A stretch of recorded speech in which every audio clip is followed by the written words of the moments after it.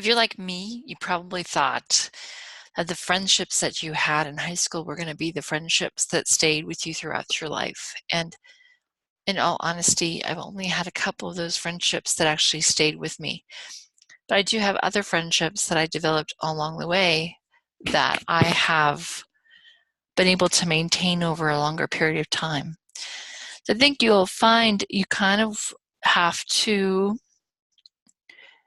nurture those friendships that you really want to make sure that you keep going forward. And so that's kind of a component that needs to fall in to really make these relationships that you would like to keep long term. And I think another element of those relationships is figuring out the ones that are really worth your time and effort to keep and maintain and put your energy into.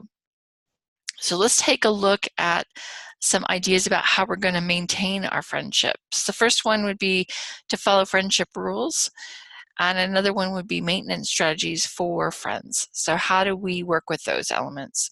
So first of all, if we're following friendship rules, there's 10 that the textbook mentions, and so let's kind of walk through these one at a time. The first one that we can talk about is showing support, and this relates to emotional support, offering assistance when someone's in a time of need. A lot of this happens when someone's not asking you, so it's a voluntary situation where you're really kind of putting yourself out there. I think, when my mom passed away, it was one of those times when things got really kind of difficult for me, and there were certain friends that I kind of really clung to because they were really giving me the type of emotional support that I needed. So I know, my bestie was right there with me and her daughter, and really holding my hand and making sure that I was okay and giving me a place to speak and get things off my chest as I was going through those rough times. And so it was huge. And there's a reason that we're so connected. You also want to seek support. So it's really not just about them, you showing support to them, but it's actually asking them for support. And we'll sometimes get really into, I don't need other people, I can do this all on my own kind of idea. And it's really not helpful in a friendship situation. I think sometimes friends feel a little left out if you are going through something and they don't know and they weren't there to help and support you through those things. So I think it's really important to seek counsel from people and learn to rely on them and help disclose those challenges that you're going through, as you're going through them, because it gives them an opportunity to support. So this idea of being reciprocal, you're giving out and you're also receiving, and that needs to go both ways. So if you only have things going one direction, it's not as healthy as having information that flows in both directions. The next one is to respect the other person's privacy. And part of that is, letting people share when they want to share rather than, trying to push them to share. If you leave them space to talk, then they'll generally talk. But if you are pushing it and you're trying to get them to disclose information that maybe they're not ready to, then that's probably not going to be as helpful. I think, as far as I'm concerned, part of what you want to do if you want to get information is you want to give information, but you want to be careful about oversharing. So that's that part on here where it says resist sharing. If it doesn't really apply to that particular friendship or that particular relationship, then maybe it's not the best place to share. So almost kind of picking out, what's right and what's wrong. With my best friend, I don't hold anything back. She gets to see the good, bad, and the ugly of who I am. And sometimes she probably doesn't like all those parts of me, but she lets me share them anyway. And there's other friends that maybe I'm going to be a little bit more careful about what I share, whether it's a trust issue or it doesn't feel like I should burden them with that. So just really trying to figure out those elements. If somebody gives you information, it's really important in building trust with that friendship that you don't share that with other people. So keep confidences. As a therapist, it's part of my job to keep confidences. That's what I do. So I don't generally share things with people. I'll share things in a really generic way so that there's no way to put it back to a specific person. But just huge to keep people's confidences, because honestly, if someone betrays that for me, I will not give that ever to them again. So that's super important to me. I know that I know there's some people in my life that if it was my mom or my brother, they can't. They just can't. And it's not that they're going to share it with everybody. It's just that they're going to tell the other people in my family. So but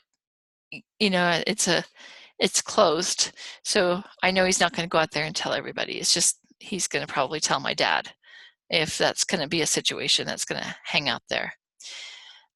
Defend your friends and have their back. So if they're going through a difficult situation, someone's attacking them, stand up for them. And one of the things that's sometimes true for me is I'm probably more willing to stand up for somebody else than I am for myself. So somebody else is going through a rough time, I'm like, oh, heck no, you're not going to mess with my friend. That's not going to happen. So I laugh at myself because I oftentimes will do that. I will stand up for somebody else where I won't stand up for myself. And I'm not quite sure where that comes from. I think maybe I need to be a friend to myself too.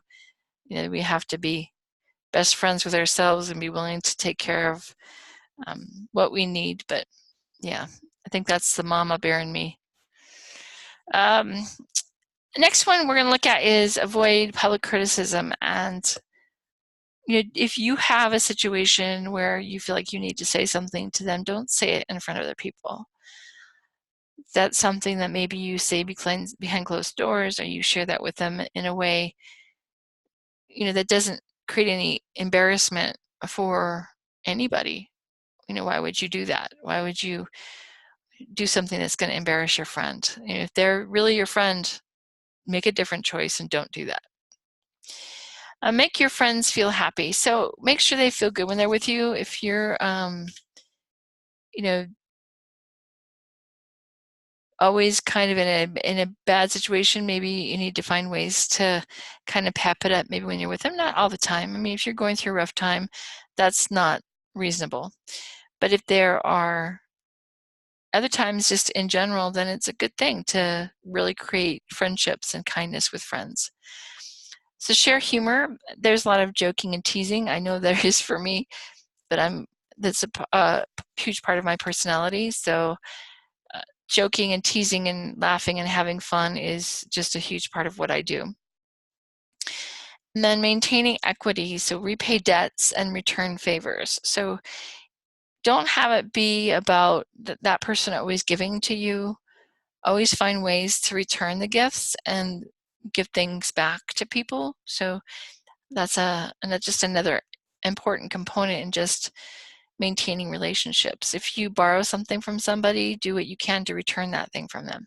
I always laugh at this because it was such a funny situation. My vacuum cleaner went out.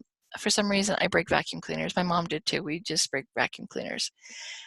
And I borrowed a vacuum cleaner from my friend. She had an extra one. She goes, oh, I don't really use this as much. Go ahead and borrow this one.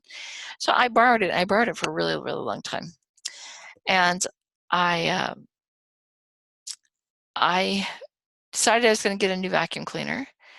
And my dad said, no, if you're going to get a new vacuum cleaner, you're going to get her a new vacuum cleaner as well. And it was kind of a funny situation because what I did was I took the vacuum cleaner over to her. So I did what I said I was going to do. I bought myself a new vacuum cleaner, and then I bought a duplicate of the one that she had given me, which was a nice one. It was an inexpensive model, so it wasn't like a huge expense. But I took it over to her, and she said, I wondered where that was. She didn't even remember lending it to me. So, it's funny, but it's really all about being fair and doing things in an equitable way, in a fair way, where if they're lending you something, she's going to be much more likely to lend something to me in the future because I did something to pay that back by giving a replacement vacuum cleaner. I have no idea what she did with that. She probably has it someplace and forgot that she has it. That's awesome. I mean, I felt better about what I did, and it was the honorable thing to do. So, that's just a good way of being with your friends. So the next thing we're going to look at, so we talk about rules, but we also talk about things that we want to do to maintain those friendships over a longer period of time. And one of those elements that we have in sharing relationships is sharing leisurely activities, things like hobbies and interests. I mean, for me and my friends, sometimes it's just food. We share food, a love of food. So that's always a fun thing to share. But it just other things, whether, that there's an